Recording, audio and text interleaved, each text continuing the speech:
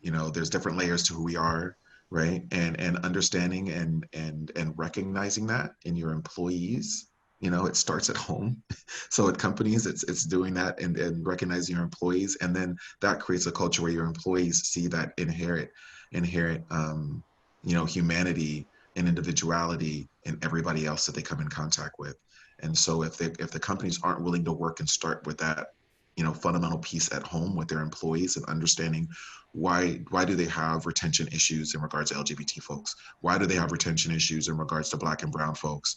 Why don't they have a lot of women in members of senior management? I mean, all of these things and all of these numbers and all of these demographics are, this isn't new news, right? This isn't new news for us. And so again, it's being, you know, forthright and intentional in regard to that, so that, you know, when there are pride events or when there are Black Lives Matter events, we can celebrate you and your accomplishments because we've watched you on this journey and you've allowed for us to be aware of where you started, and we can track your progress. I think for, you know, us as queer folks, as a movement, this is an opportunity to actually return to our roots and return to our history, right? Mm-hmm. Um, Trans women of color, Black trans women and drag queens are the founders of our movement, have always been on the cutting edge front lines of our movements. And I think as a community, Pride has gotten away from talking about the truth of that history. Mm-hmm.